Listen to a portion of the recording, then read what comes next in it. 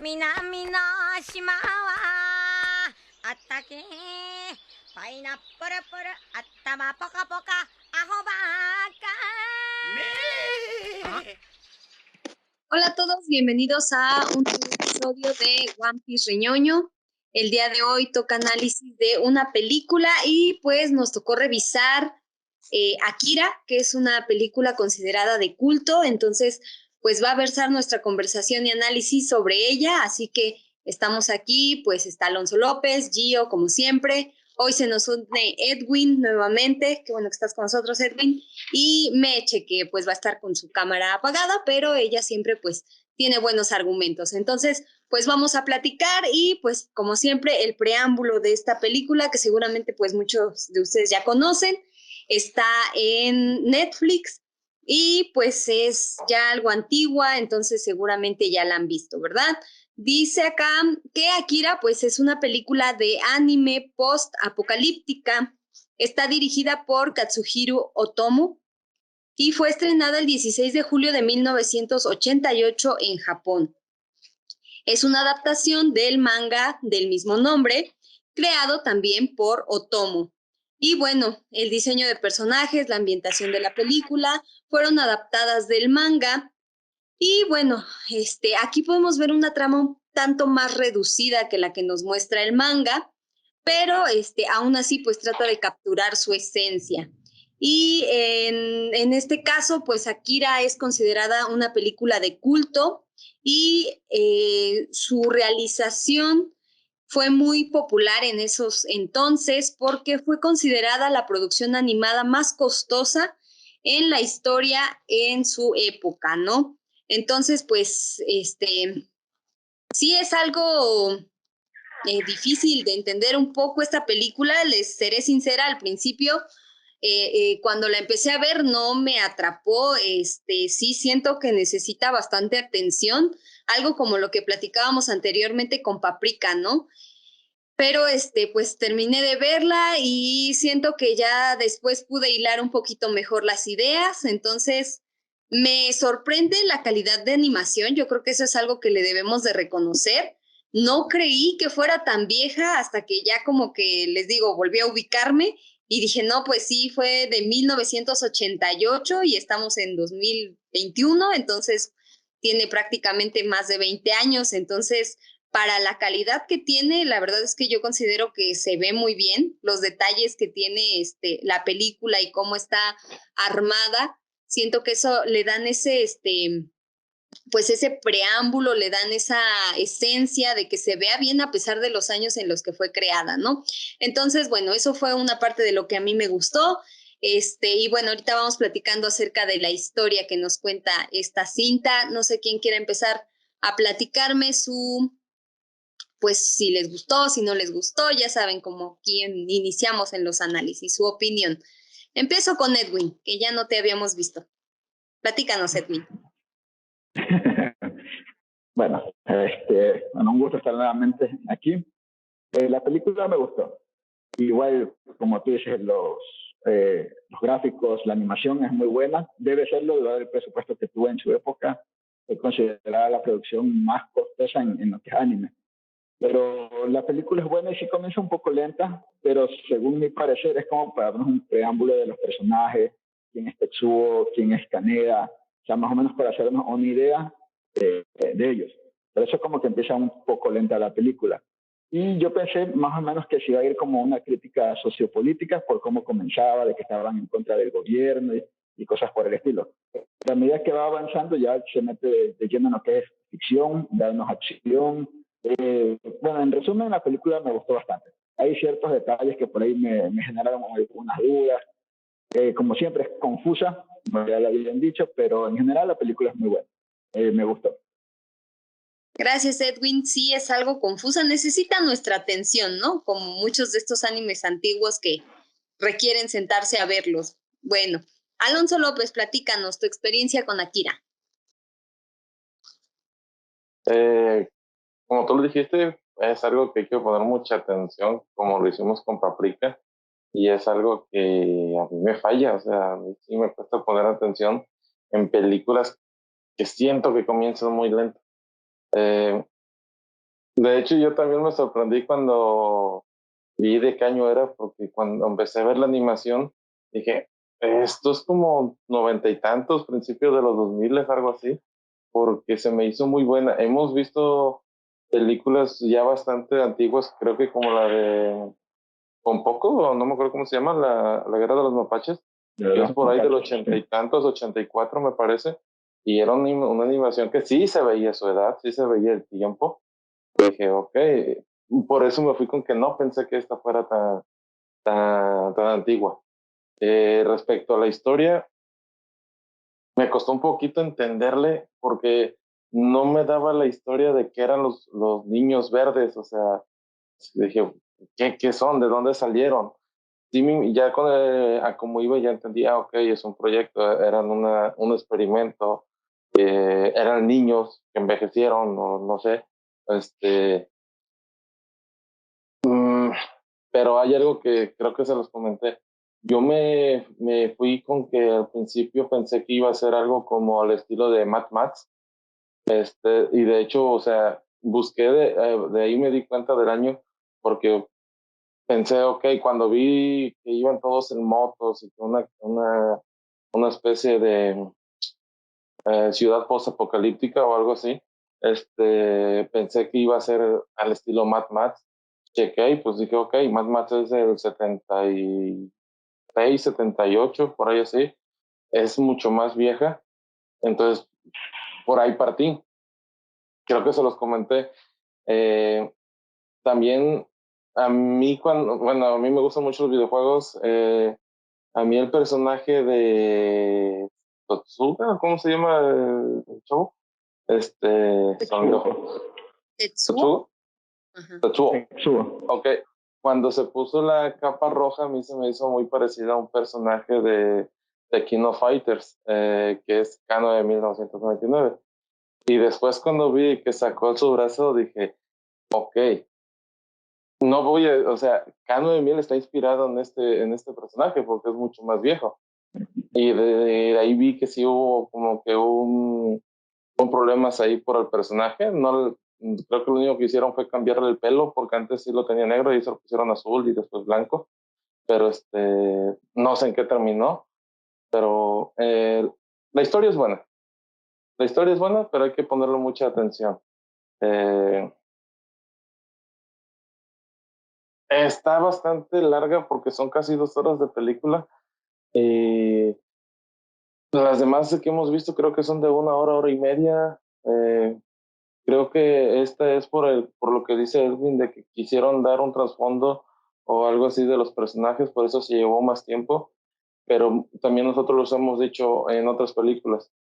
A veces no nos dan trasfondo, no nos dan dónde vienen los personajes ni nada, y sí, a lo mejor si hubiera sido un anime de 12 capítulos, estuviera mucho mejor, pero para hacer una película con un poco tiempo en el año en el que fue, se me hace muy buena premisa y muy buena historia.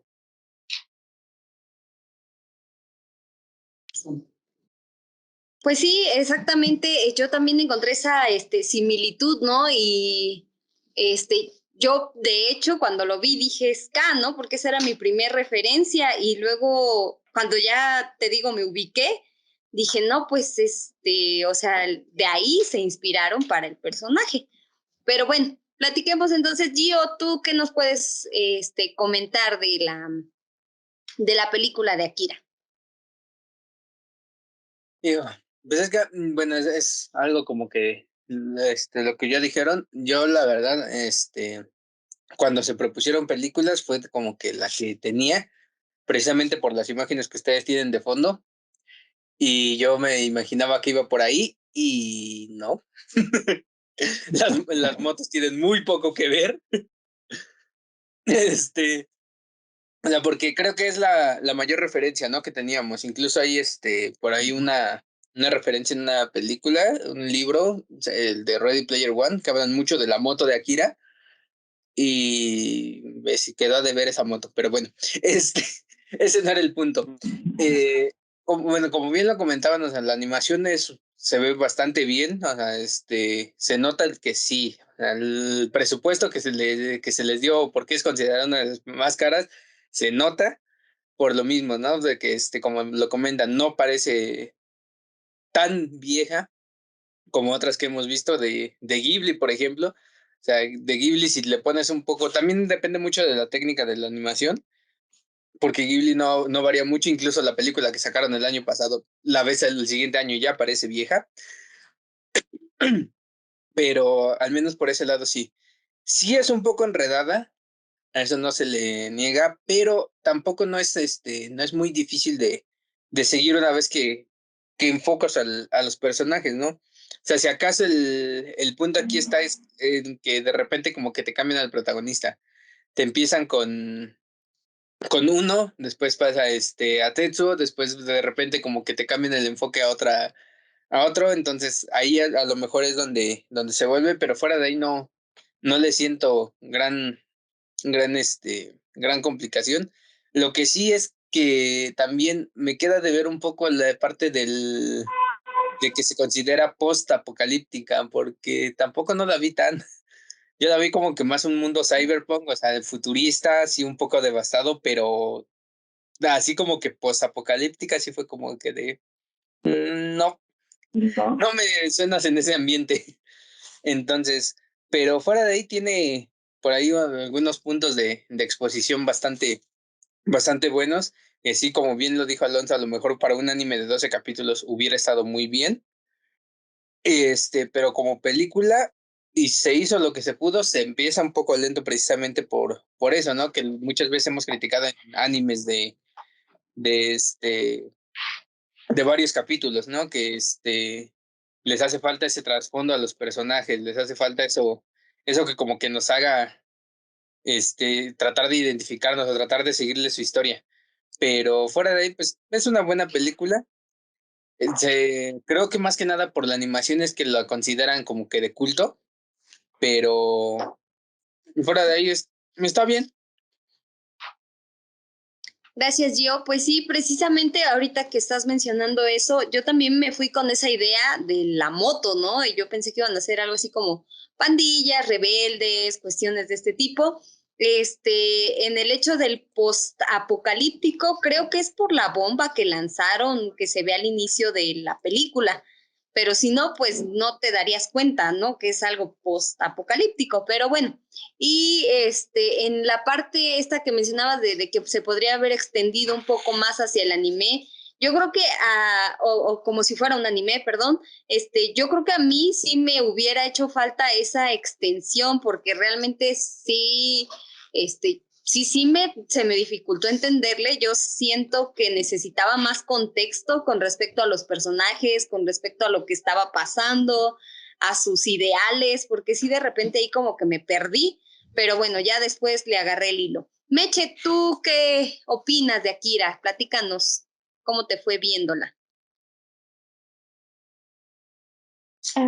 Bueno, chicos, hola a todos. Comparto con todos ustedes. Tenía pensado que era una película, una gran película. A ver, los primeros segundos hay una bomba que explota en todo el país, luego te dice que hubo una tercera guerra mundial, esto es un futuro distópico, entonces interesante.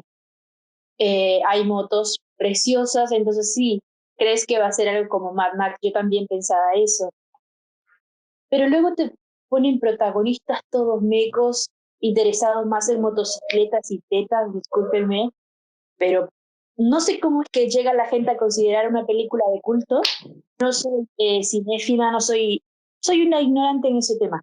Solo puedo decir que estos personajes no me gustaron, porque lo repito, eran adolescentes que le preocupaba más, al menos a Tetsu, le preocupaba más que los de la pandilla de los payasos tocaran la moto que ni siquiera era de él, era de su amigo. Se molestó más por eso que a su novia le deformaran la cara, le rompieran la ropa y un poco más si la abusaban. O sea, le dolió más una moto que una mujer. 2030 y todavía pasan esas cosas en su futuro. Entonces, la película de que encima le das poderes a un adolescente así, ¿y quién puede ir contra él? Otro adolescente que igual le gustan las motos y va poder a la chica llamándola zorra simplemente porque una chica no le devolvió, entre comillas, los favores de él al sacarla de la cárcel. Entonces, actitudes de adolescentes bastante feos, un futuro que te prometen, no sé, mucha más violencia. No digo que quería violencia ni nada, pero es como que te dan esa imagen de va a haber una revolución, el pueblo que está harto de los gobernantes de Tokio, y al final te da otra cosa que si se hubiera trabajado de otra manera en un anime, como dicen ustedes, tal vez me habría interesado más. Pero 2 horas de ver a esos adolescentes no me gustó mucho. Yo la volvería a ver para terminar de entender todo, más no para que se convierta en mi película favorita. Por ahora es Gracias. Perdón, Yo gracias, me Michelle. quité 8 horas de ver a una niña con complejo de Edipo. Oye, Doradora no va a estar hablando.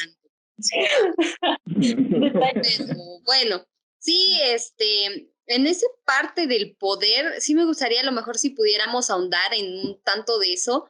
No sé qué era en sí lo que quería retratar el autor, pero como el protagonista como que de cierta manera va perdiendo la cabeza hasta el momento de que se embriaga de poder, por así decirlo, se va llenando de todo esto que experimentaron con él, porque bueno, aquí volvemos nuevamente a estos experimentos, ¿no? Que ya habíamos platicado que son muy comunes en varias historias de este tipo, como más adultos, seinen, ¿no? Que le podemos llamar. Y encontramos nuevamente estos experimentos y bueno, en este caso teníamos a los niñitos estos que también yo no les veía así como que mucho, pues no sé, les digo, a mí me faltó contexto, yo no entendía de qué iban estos niños hasta que me dijeron que eran unos ahí experimentos y que uno tenía ciertos poderes de esto, ciertos poderes del otro y ya Tetsuo también no entendí nunca por qué se lo llevaron.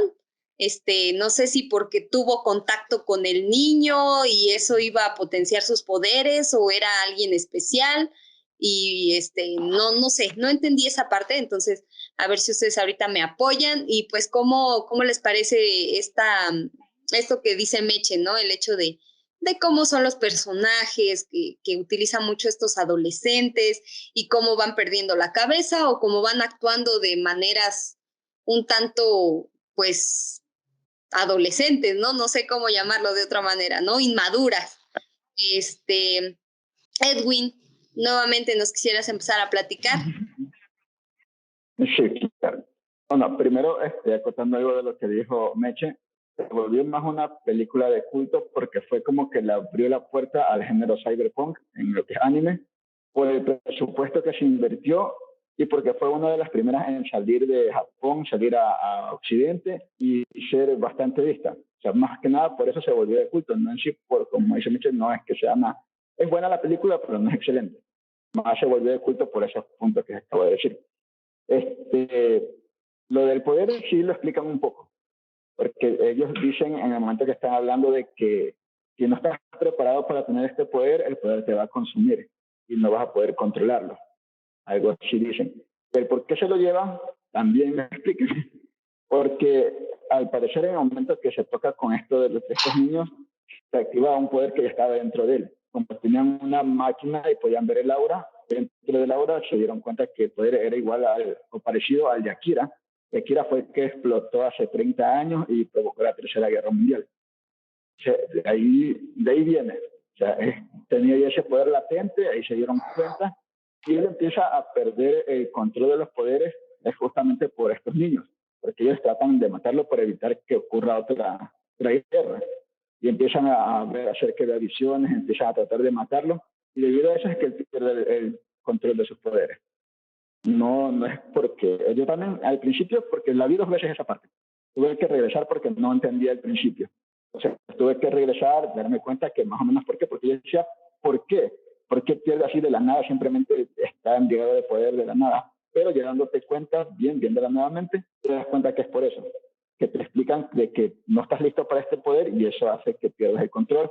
Aparte de estos niños que lo atormentaban con visiones, intentando matarlo, eso fue lo que ya detonó y hizo que salga del poder y se descontrolara y se volvió loco. Prácticamente se volvió loco debido al poder que no pudo controlar. Gracias, Edwin. Entonces sí me faltó poner atención porque de verdad no entendía yo ahí qué rayos hacía este chico y por qué él y por qué no otro. Pero sí, de hecho, la primera vez que la vi, hablaban mucho de Akira y Akira, entonces no terminaba yo de entender, pero bueno, gracias por aclararme estas dudas. Alonso López, ay, perdón, Meche, platícanos. Iba a decir una cosa nada más, que esto de que se volvió loco Tetsu podría ser como en Capitán América le explican, el suero que te da los poderes. Si eres bueno, intensifica tu bondad, y si eres malo, también se intensifica tu maldad. En este caso, Tetsu siempre estuvo celoso y enojado con su amigo, no me acuerdo el nombre, el dueño de la moto roja. Entonces, él estaba probando la moto, y más que el otro le decía, ¿querés una moto? Consíguete la tuya. Entonces, es como que ya tenía ese resentimiento y creo que este poder hizo que se intensificara. Por eso es que también él tiene poderes y ya cree en un momento ser superior a él y que ya no necesita a él para que lo salve, sino que él mismo puede hacer. ¿No? Así que sí, en esa parte, los otros niños me parece que tenían poderes y todo eso, pero no eran malos, o sea, eran buenos, creo yo. También con los niños experimentaron antes. O sea, ellos le estaban enseñando a controlar su poder. Con Tetsuo no fue así. Él fue de la noche a la mañana, adquirió los poderes y ya. Ok. Bueno, gracias. Alonso López, algo que quieras agregar a lo mejor acerca de los personajes y no terminaste de entender algo para que platiquemos. No, hombre, yo no entendí nada. Yo nada más la vi y dije, chinga, qué pedo, ¿a qué horas pasa esto? Ya se me olvidó. Es que ahorita que mencionaron que lo de los niños que explotaron, los japoneses tienen mucho por hacer unas analogías raras sobre digamos, las bombas nucleares que cayeron en Hiroshima y Nagasaki.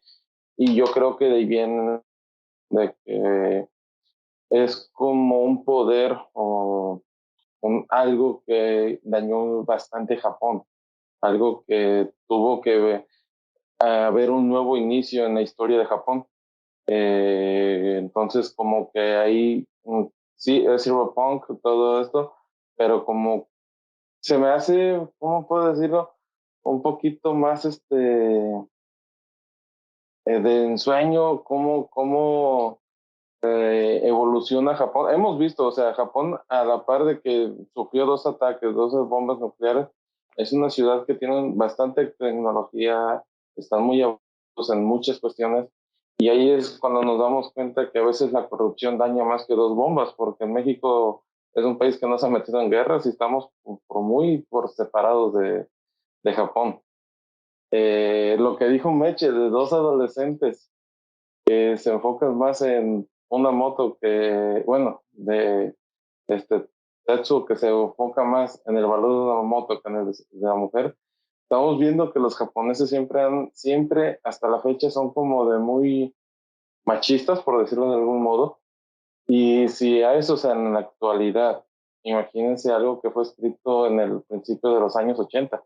O sea, para muchos, vuelvo a repetir, hay lugares en México que por una vaca te cambian a una mujer, ¿no? Entonces, imagínate una moto así, pues 3 mujeres vale, ¿no?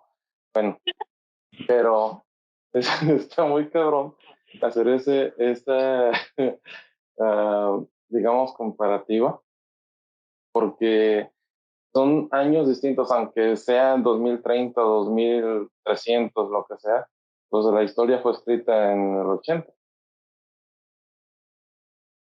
Eso sí, vas a hacer enojar a Meche con tus comentarios políticamente incorrectos. No, es que tiene razón. Es como, justo me acabo de acordar, hoy estaba viendo la teoría del Big Bang, hablaban, se ubica en la serie, ¿no?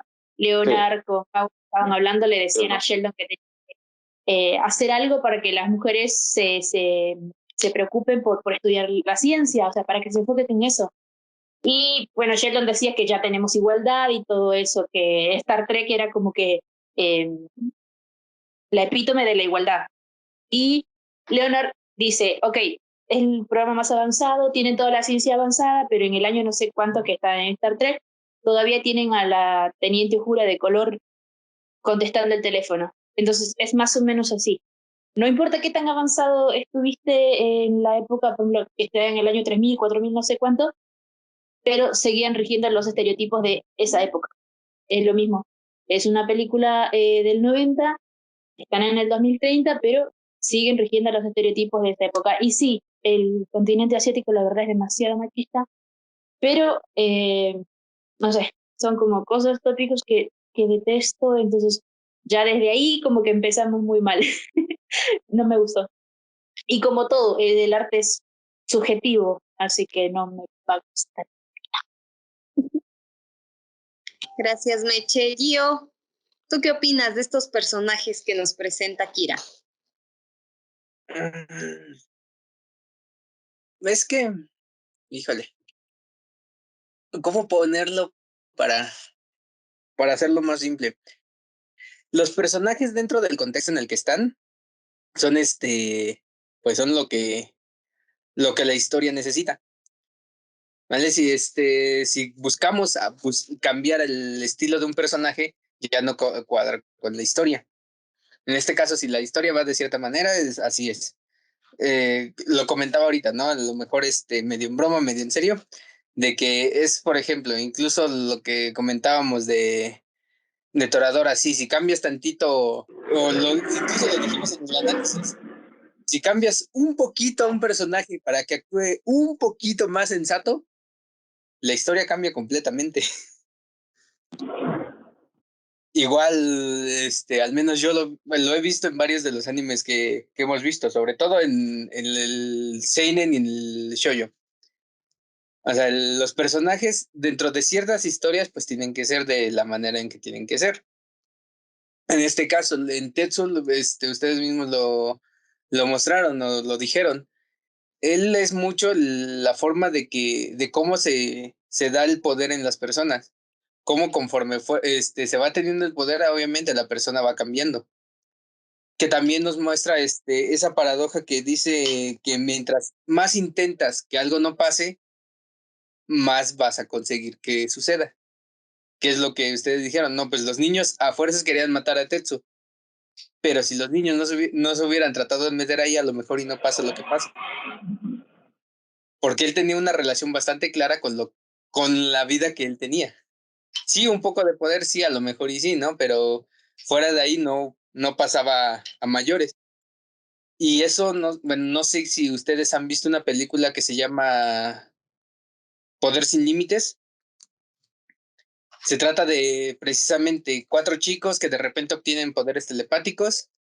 Todo va bien hasta que uno empieza a ir tantito como que de la raya. Los otros tratan de detenerlo y lo único que consiguen es que a este cuate se le vaya completamente la olla y todo termine mal.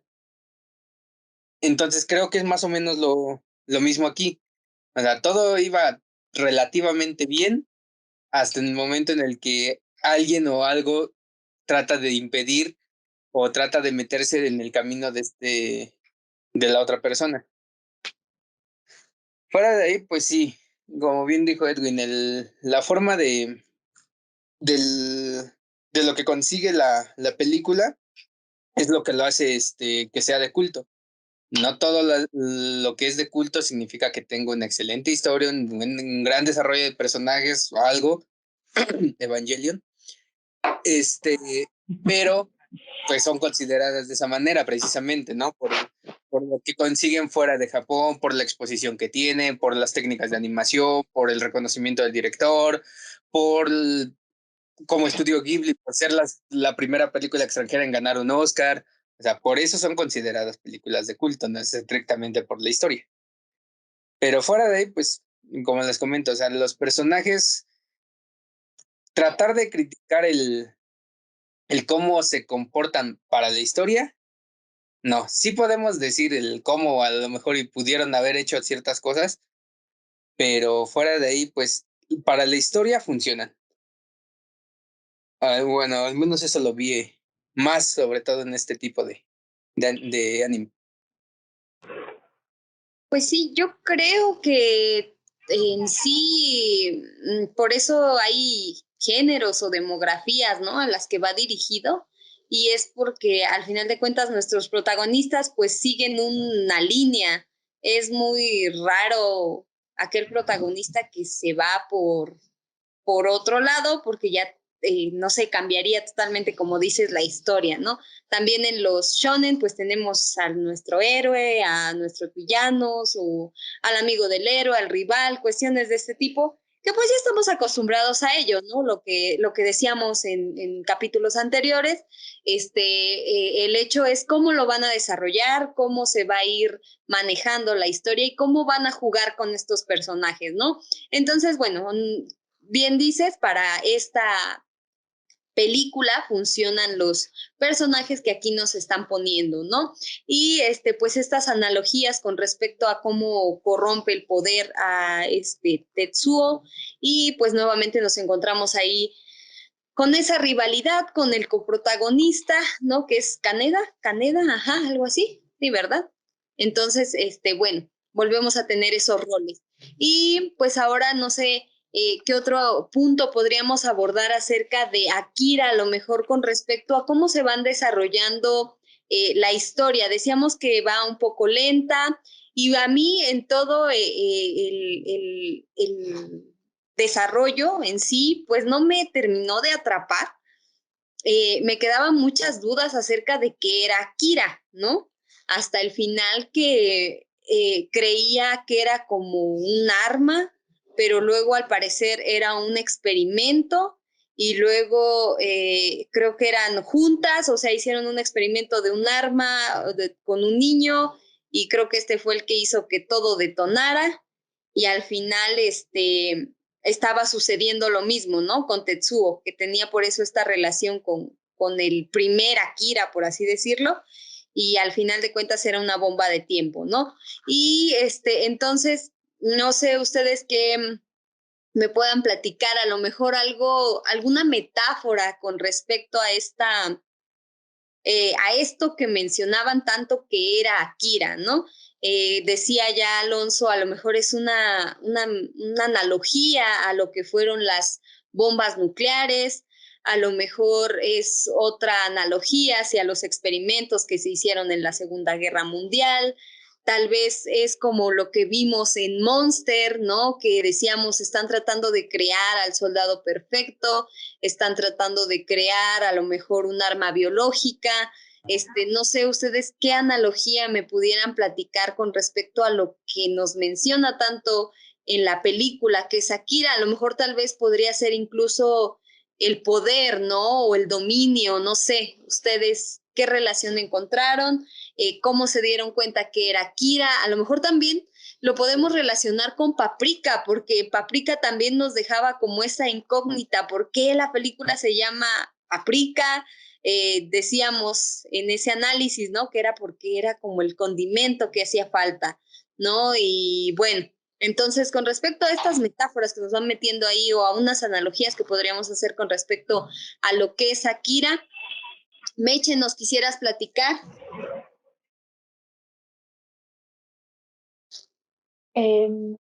Sí, una analogía específicamente no sabría decirte. Lo que sí es bastante claro que todo eso es creado por el hombre. Akira, el inicio de la Tercera Guerra Mundial en este mundo, es culpa de nosotros, de todo el mundo.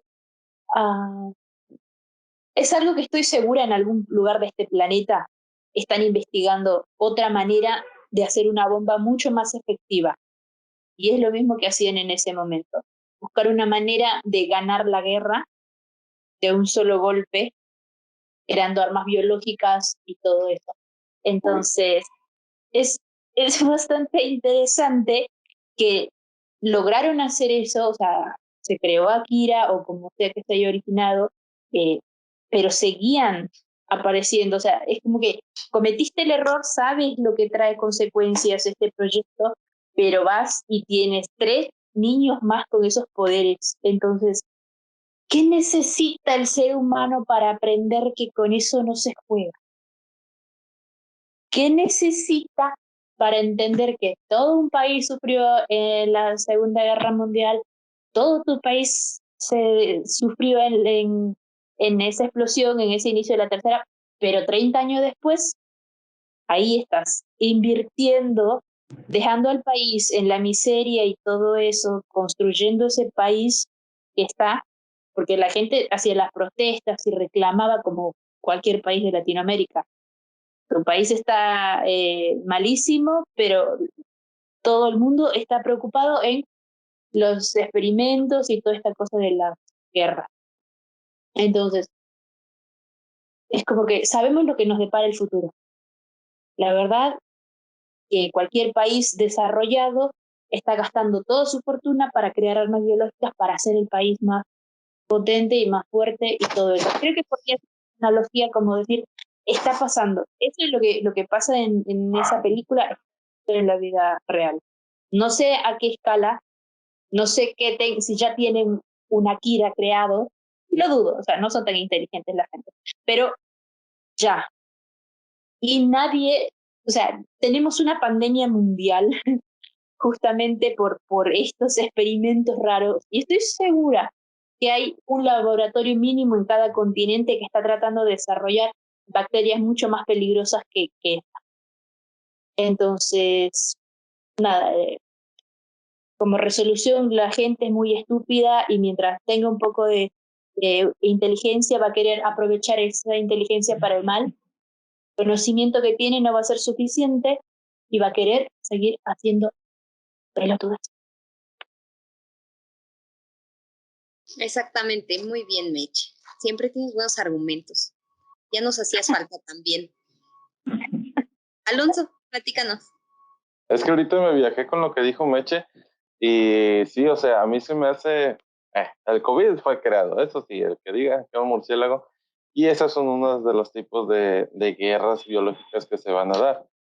Simplemente que creo que se salió de control o fue un error que saliera antes de tiempo. También soy de las personas que cree que la vacuna ya está o ya estaba, pero pues siempre hay que ser como que fue muy selectivo. Para ser una enfermedad fue muy selectivo al principio. Entonces ahí fue cuando siento como que se fue evolucionando y se le salió de las manos. La otra es que lo que dice Meche, ¿por qué el hombre o el ser humano tiende a hacer armas o lo que sea? Siento que es por dos cosas. Más que lo que dice Meche, que qué le falta al hombre es que le sobra, y al hombre le sobra miedo, porque uno evolucionó porque había en sus años, depende de lo que crean, animales más fuertes, personas más armadas o con más conocimiento, y al ser humano le preocupa más cómo defenderse que cómo aprender a convivir, más que nada, porque nadie se preocupa o no hay mucha preocupación por establecer ciertos términos de conducta o cómo tener una fácil fluidez de comunicación o de vivir o como sea, pero eso suena muy utópico. Y lo que el hombre quiere es perder el miedo, pero a base de meter miedo. O sea, como de voy a someter a un país a base de que me tenga miedo o con bombas, con guerras, con lo que sea, pues con lo que está pasando ahorita en Afganistán. O sea, es un país que con miedo, porque sabe que es un país, se sabe que es un país que tiene muy pocos recursos, por decir así, porque no los explotan ellos, sino son explotados por otros países más grandes. Es la única forma es defenderse. ¿A qué? Con armas. O sea, pero también otros países que están más fuertes no se atreven a soltar una bomba o algo así porque tienen recursos que les interesan a ellos. Entonces, a mí el contexto o el hecho de que el ser humano quiere reinar a base del miedo se me hace peligroso, peligroso, y a la vez es un detonante, es como una bomba de tiempo, porque tarde o temprano alguien se va a sentir inferior o se va a sentir atacado y va a reaccionar con ataques, va a reaccionar con armas, va a reaccionar con hacer daño, porque así es como lo tenemos. Para ti cuando alguien te pega no es como que, te vas a defender pero a golpes. Sí, gracias, Alonso. Pues sí, ¿no? Encontramos todas estas similitudes a lo que vivimos con respecto, pues, a las guerras, bien dices, a las situaciones actuales. Entonces, pues sí encontramos esas metáforas, ¿no? Tal vez las podemos ir relacionando. Y bien dice Meche, ¿no? Todo sigue siendo como común en el humano, el hecho de querer a lo mejor ser más poderoso, tener más, ¿no? Siempre, en lugar de cuidar, pues lo que tiene, ¿verdad? Y pues si nos vamos a teorías conspirativas, pues sí, está un poco complicado esto de la creación de nuevos virus y bacterias, pero bueno, Gio, y ahí luego terminamos con Edwin, vamos de reversa. Yo solo quiero decir que si están creando una Akira, yo quiero superpoderes. Pero, No, tú eres muy peligroso. pero bueno, ya regresando al punto. Es que, bueno, creo que al menos por ese lado es lo que toda historia de un futuro distópico, o sea, no pues apocalíptico, con un simple futuro distópico, te muestra mucho eso, o sea, el hecho de cómo las pequeñas acciones o la pequeña conducta de los humanos, por muy pequeña que sea, puede ser ese detonante. O sea, y creo que lo comentábamos en Monster precisamente, cómo esa moral o ese código que cada quien sigue, porque creo que ahí sí quedamos de acuerdo en que la moral, la ética es muy diferente para cada persona. Entonces, es todo eso lo que lleva a, lo, a esas situaciones que nos muestran. O sea, lo comentaban ahorita, dicen, es que hay países que quieren sobreponerse. Pues sí, es que siempre ha sido así. Al final dicen, queremos la paz, sí, pero ¿cuál es el medio para lograr la paz? Pues hay que hacerles guerra. O sea, van a tener paz a mi modo. Entonces, creo que eso es todo y lo que más nos demuestra, ¿no? O sea, al final, no me acuerdo en qué capítulo también lo mencionábamos, o en primera si era con ustedes o era en los reviews One Piece. de One Piece, que decíamos, al final la historia la cuentan los vencedores. O sea, ustedes tocaban el punto de que Japón ahorita es una potencia tecnológica y demás. Pues sí, porque nosotros conocemos la versión de los aliados. Japón estaba haciendo tales cosas y se les tiraron bombas atómicas. Bueno, pero a ver, pregúntale a los japoneses cuál es su versión. Entonces, creo que por ahí va siempre ese punto, esa diferencia, contraste que de repente nosotros vemos en este tipo de historias, ¿no? O sea, vemos que, por ejemplo, ahorita decían, no, pues es que ellos mismos se provocaron en la creación de esta tercera guerra mundial con lo de Akira, ok. Y después otra vez lo estaban haciendo. Pues sí, ¿por qué? Porque al final no se cumplió el cometido. Al final lo que se quería era tener ese poder bajo control. Y se volvieron a dar cuenta que no se puede tener bajo control. ¿Por qué? Porque ambos eran humanos. Tanto Akira como Tetsu eran humanos. Y en el humano siempre va a haber ese factor humano.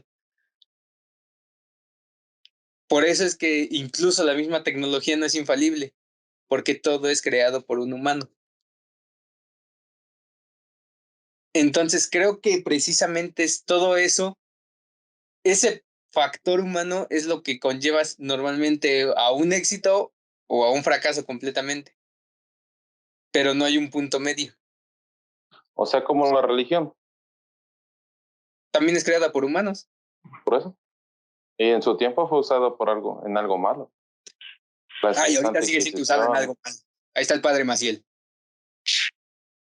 Señor.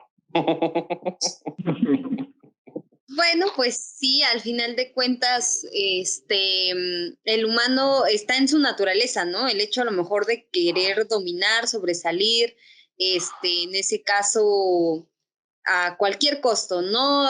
Por eso hay sectas, por eso hay cultos, por eso hay religiones, por eso hay gobiernos, no sé. Yo creo que está en todos los seres humanos el hecho de querer dominar y y tener poder, ¿no? Tal vez en ese sentido. Pero bueno, Edwin, platícanos tu punto. Pues, bueno, mi punto de vista, la película en sí se trata de qué es lo que pasaría si tú buscas un poder que no puedes controlar, cuáles son las consecuencias. Porque si se ponen a pensarlo, y yo les pregunto quién es el villano de la película, me van a decir Tetsuo. Pero si ya se No. ponen a pensar más detenidamente, él no es el único villano. Porque el coronel que estaba haciendo los experimentos, él quería hacerlo con fines militares. Quería tener ese poder bajo control para usarlo en algún momento. Y aparece otro personaje que creo que era el presidente del comité, que él también quería ese poder, pero no justamente para cosas buenas. Él quería acabar con la ciudad y comenzar de cero nuevamente, porque decía que la ciudad estaba mal, que estaba podrida, como dijo él mismo. Entonces, aparentemente, al principio, eh, eh, estaba sacando a los niños que tenían poderes que estaban encerrados. Pasando la historia, te das cuenta, buscando el poder de Akira. El coronel también buscaba el poder de Akira para su beneficio, para beneficios militares. Y Tetsuo es como que, ¿cómo se diría? Se me fue la palabra. Bueno, pero Tetsuo fue el resultado de haber jugado con un poder que no se podía controlar. Terminó explotando en la cara y comenzando, o sea, volviendo a tener una nueva explosión como se había tenido anteriormente. Entonces, básicamente la película te muestra qué es lo que pasa cuando tú tienes ansia de poder, de un poder que no puedes controlar. Y complejo de inferioridad, porque a mí se me hace también como que él se sentía por debajo de todos, porque en un momento lo reclama, creo que cuando llega su amigo, dice que ahora él lo va a defender, que todos le hablaban o lo veían diferente porque era el más pequeño. Digo, eso me habla como que tú te sentías inferior a todos. Y el poder corrompe, o sea, alguien que nunca ha tenido un poder o algo, y de repente lo hemos visto en elección de nosotros, bueno, algunos, de estás en un trabajo y un cabrón que luego se ve que no le costó, llegó por palancas nada más o algo así, y le dan poder, el vato se siente rey del pueblo, rey del mundo. Y aquí pasa lo mismo, que un chavo que tenía, para empezar es adolescente. Si algo sabemos es que todos en la adolescencia somos re imbéciles para todo. Entonces, es un adolescente con poderes y se sentía acomplejado con que era el menos nadie, pues obvio que iba al momento de que alguien le diera un poco de poder, pues se le iba a volar la cabeza. Y es lo que pasó, él se sintió el rey del mundo, que podía dominar todo, pues se fue y se perdió. Sí, exactamente, pues esa es otra como metáfora o enseñanza, si lo queremos ver así, que nos deja la película, ¿no? Que la podemos transportar o llevar a otros ámbitos en los que vivimos, ¿no? Desde El los valor del amor. presidentes, sí, hasta pues un sinfín de personas que están en esa misma situación, ¿no? Tienen esos complejos, tal vez, como dices, de inferioridad, o tal vez nunca han tenido la importancia que ellos quieren y con un poco ya pierden la cabeza, ¿no? Y bueno, en ese caso, también me gustaría que platicáramos acerca de la batalla final. Me parece que hay una parte en donde llega Tetsuo, que ya todo transformado prácticamente, me parece que quiere el Akira, ¿no? Algo así menciona, y que está diciendo que dónde está, dónde lo tienen guardado. Me parece que está debajo de un estadio y llega ahí y encuentra unas latas ya no sé qué cosa de, así como muestras de laboratorio, algo así. Y bueno, ya a partir de eso me parece que se desata toda la última pelea. Siento, porque recuerdo que me fue perdiendo la película, fue 1 hora y media antes de esa secuencia de acción, este, buena, ¿no? Por así decirlo. Porque en esa 1 hora y media yo había dejado la película hace un mes, creo que, o 2 meses, no sé, que la estábamos viendo y de repente pues dije, no, ni le estoy entendiendo, ni sé qué onda, ni no.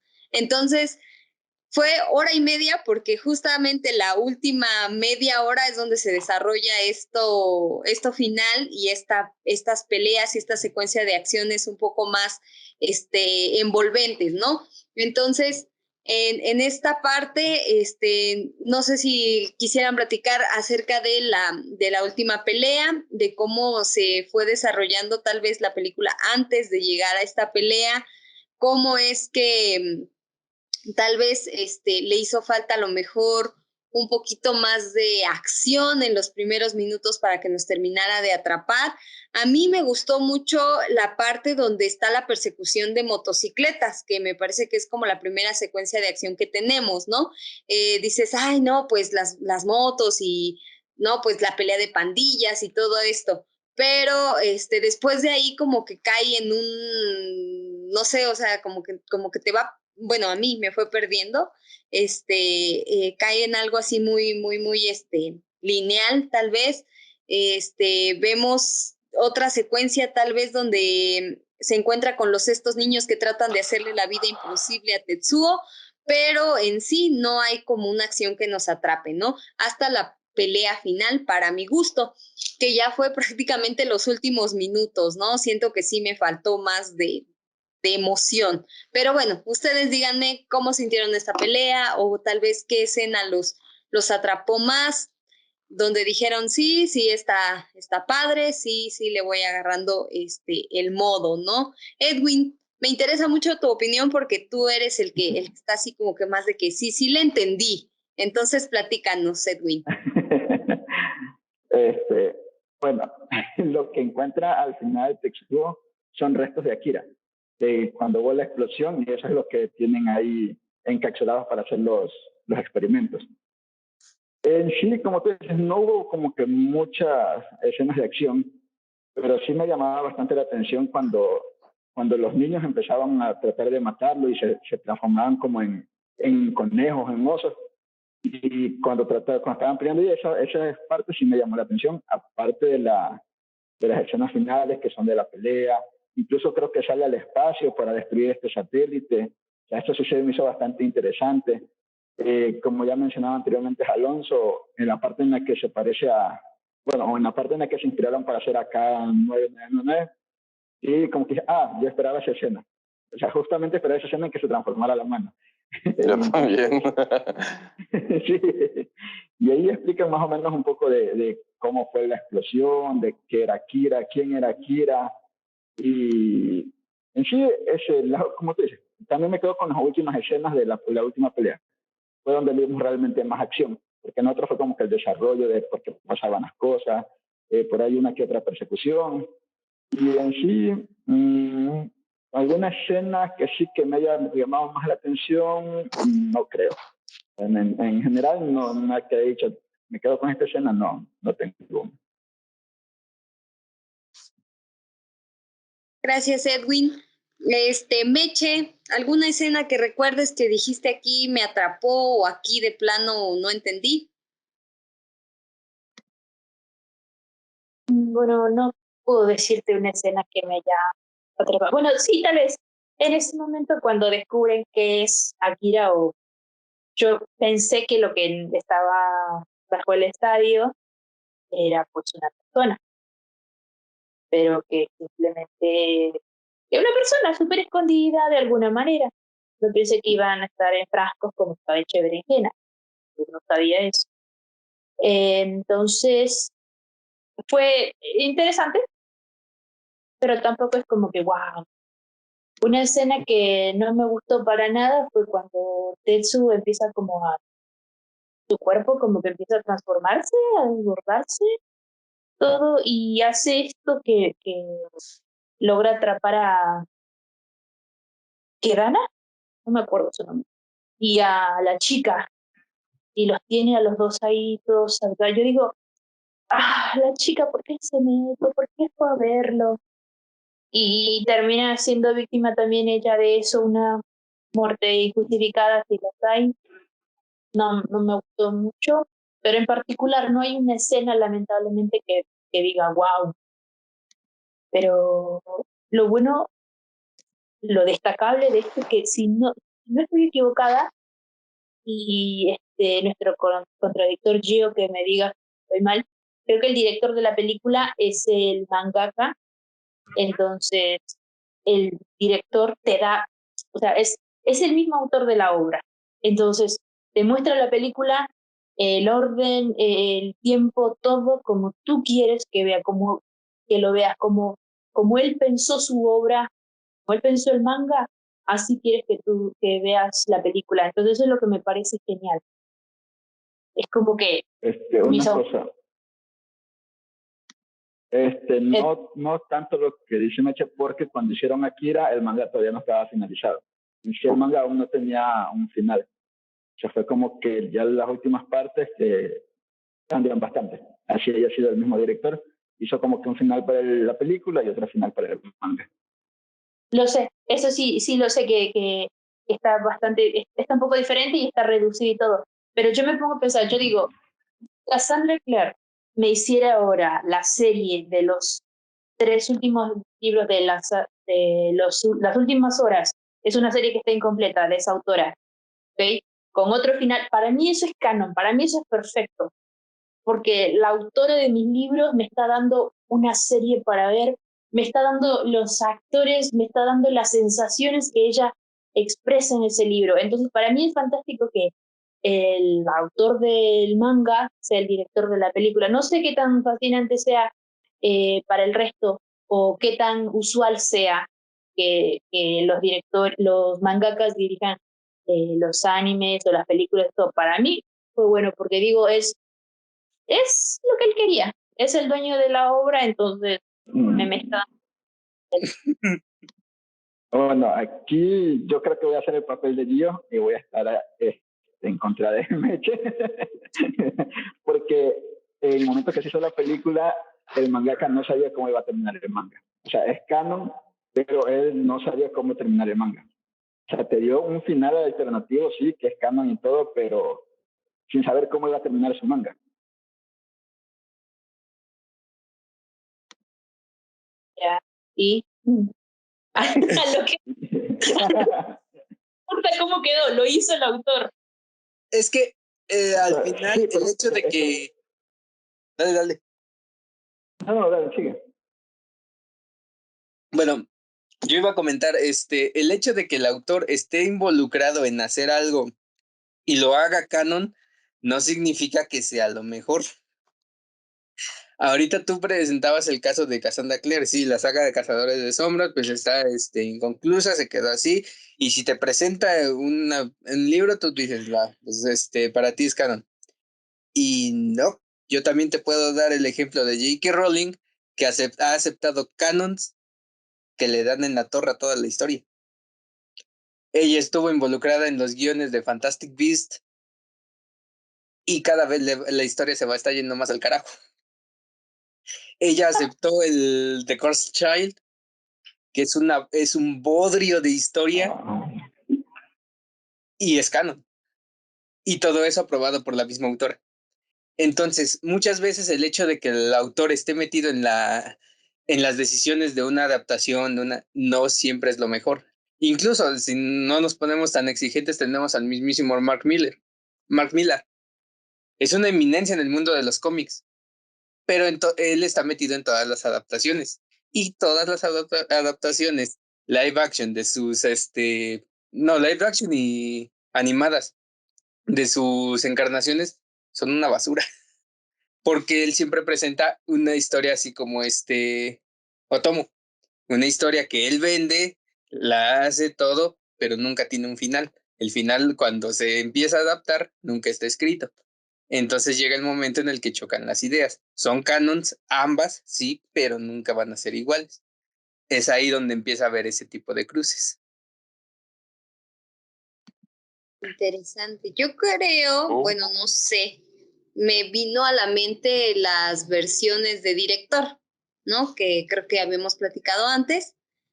Tal vez si fuera todo canon, después no quisieran, no querrían sacar sus versiones del director, ¿no? Que supuestamente son cosas que no les dejaron meter y toda esta situación que actualmente han estado haciendo, siento yo que más por popularidad o por subirse a la moda que porque realmente no les hayan dejado poner escenas a su película, ¿no? Pero bueno, eso tal vez es otro punto. Alonso López, ¿tú qué nos puedes comentar con respecto a esto? ¿Sigo con lo de la escena que me gustó o con lo que estaban comentando? Sí, con la escena, con... Porque respecto a lo que dice Giovanni y yo no sé nada. Pero, ay, de la escena, pues creo que lo que más me gustó fue cuando ya aparecieron los créditos, porque fue cuando dije, por fin, ya se acabó esto. De ahí para allá, créeme que no le puse mucha atención creo que me llamó la atención cuando empecé a usar los poderes. Fue cuando dije, ok, vamos a ver cómo se desarrolla esto. Pero en sí, algo memorable o que diga, wow, qué fantástico, lo voy a recordar todo mi día. No, para nada. Creo que los créditos fue como que ahí sí la verdad sí sentí como un suspiro de, por fin, ya cumplí lo que sigue. Bienvenido a mi mundo de cada mes.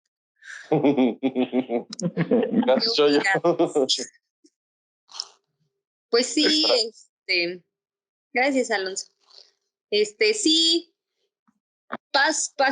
me pasó algo similar, les decía que yo como que no lo entendí muy bien, pero bueno, sí, no hay escenas como tal memorables, tal vez, hay buenas secuencias de acción, pero no encontramos una escena perturbadora, tal vez como la de Paprika, no encontramos una escena divertida, tal vez como la de Pompoco, cuando los mapaches se ponen sus criadillas, ¿no? Platicábamos.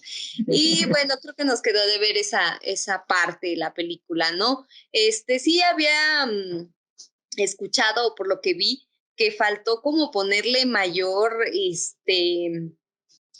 contexto, porque como dicen, no estaba para empezar ni terminado el manga y sacaron la película, ¿no? Entonces, hubo muchas cosas que como dicen no le gustaron al director, que no era lo que él en sí quería plasmar.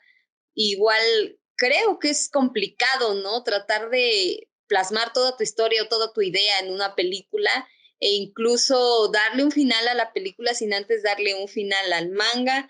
Creo que ahí, pues un poco se apresuraron a sacarla, pero bueno, no por eso deja de ser una película de culto, ¿no?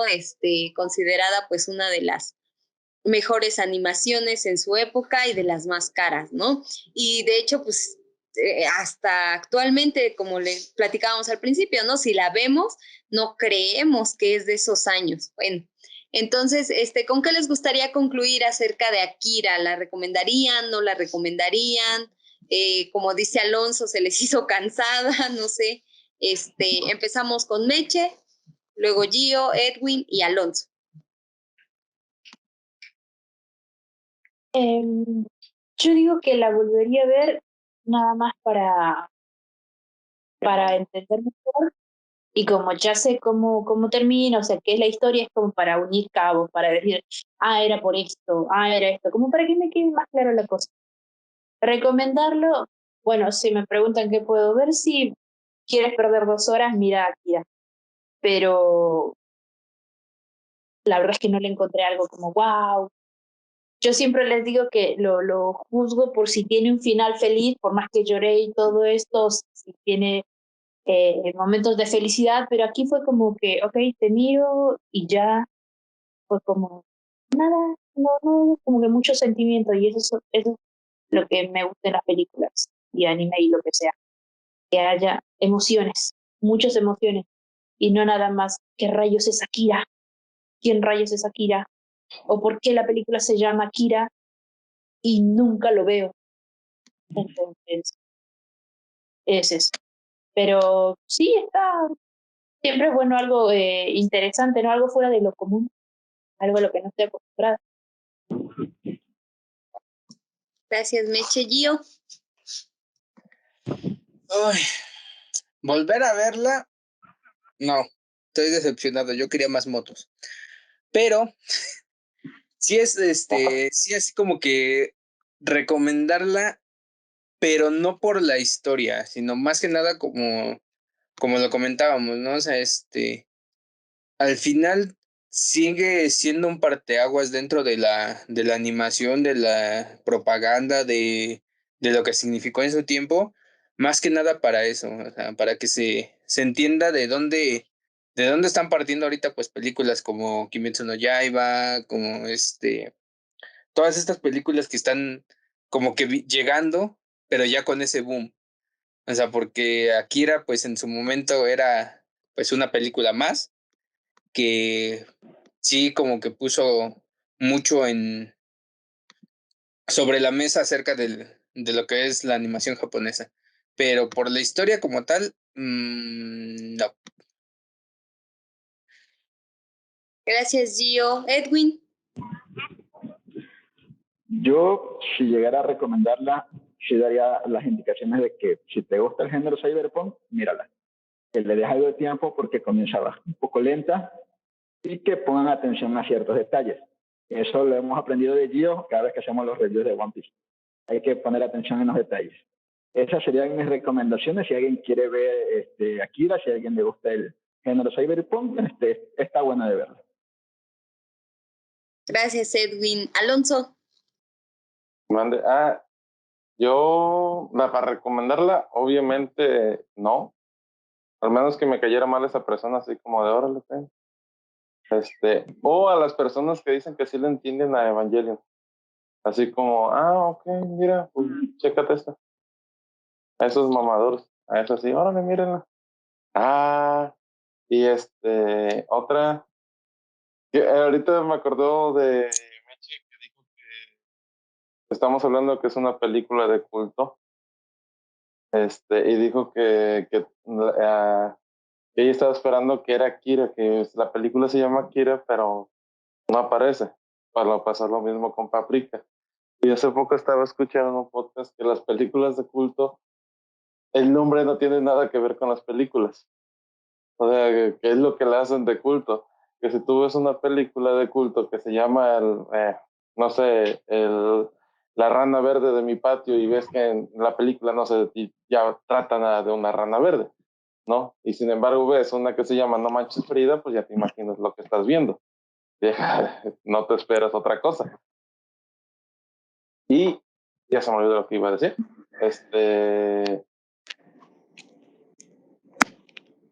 Esta es una película que junto con Paprika siento que sí la tienes que ver, pero no en tus 5 sentidos. O sea, como que, ok, vamos a verla. Para que te distraiga por lo menos. Y más motos, como dice Gio. Más motos. Yo esperaba carreras, esperaba algo así. Efectivamente, gracias Alonso. Y bueno, entonces dejamos a su consideración el hecho de que ustedes la recomendarían, tal vez sí, tal vez no.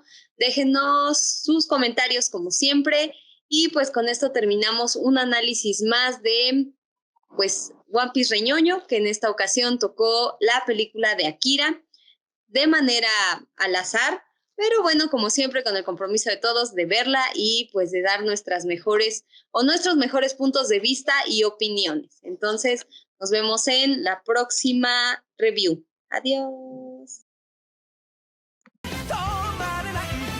海賊王に俺は